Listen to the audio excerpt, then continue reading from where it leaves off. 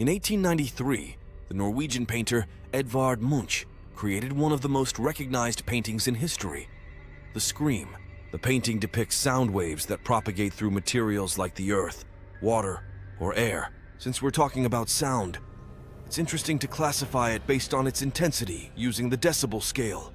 This scale starts at 0, the lowest intensity a human can hear, and because it's logarithmic, each increase of 10 decibels means the sound's intensity is 10 times greater. For example, the ambient sound of a very quiet room, like the one I'm recording in now, measures about 20 decibels, which is 100 times more intense than 0. Above 85 decibels, we start to suffer irreversible hearing damage if exposed for too long. To compare, this is the same sound intensity as traffic on a busy highway, easily reaching 85 decibels. The engine of a jet plane at 100 meters can hit 110 decibels, and above 120 decibels, we risk instant hearing loss. But all these sounds are nothing compared to the loudest sound ever recorded. The year is 1883, and we're in the Krakatoa archipelago in Indonesia. In the years leading up to 1883, seismic activity in the Krakatoa archipelago was intense, with earthquakes felt as far away as Australia. But on August 25, 1883, Krakatoa entered continuous activity, with explosions heard every 10 minutes. Sailors up to 20 kilometers away reported pumice stones, a common type of volcanic rock, falling on their ships, some up to 10 centimeters in diameter. On August 27th, 4 major explosions occurred, each powerful enough to generate a 30-meter-high tsunami. The third explosion, at 10:02 a.m., is often credited with producing the second loudest sound ever recorded. It was powerful enough to be heard 3,110 kilometers away in Perth, Australia, and 4,800 kilometers away in islands in the Indian Ocean. Local residents thought the sound was actually cannons from nearby ships engaged in battle. It's estimated that 160 kilometers away from the volcano, the explosion reached 180 decibels, a million times more intense than someone blowing a whistle right next to your ear. The energy released by this explosion was equivalent to about 4 hydrogen bombs, the largest nuclear device ever tested by humanity. It broke windows in cities 900 kilometers away. But nothing tops the fourth and final explosion, which sent volcanic ash into the atmosphere at an approximate altitude of 80 kilometers, marking the loudest sound ever recorded in history.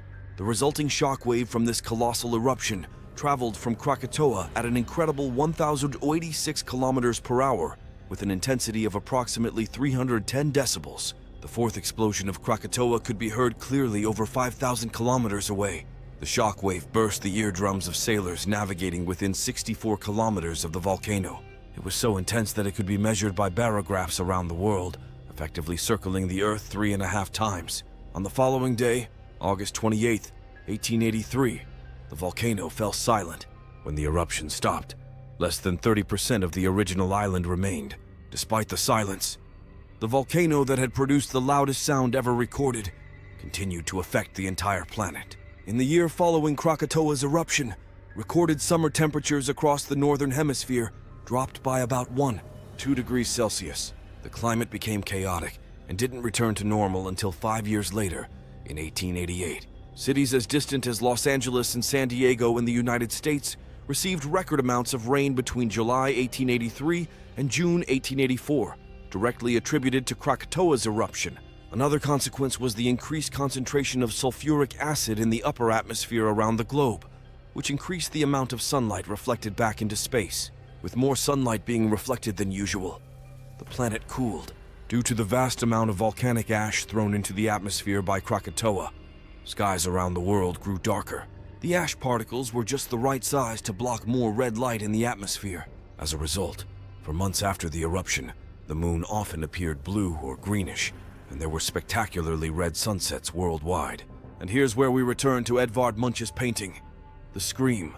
In 2004, a team of astronomers suggested that the absurdly red sky in the painting was a consequence of the volcanic ash thrown into the atmosphere by Krakatoa's eruption. The dates and locations align perfectly. However, art historians dispute this, arguing that Munch was an impressionist, so he didn't necessarily paint landscapes as they existed in the real world.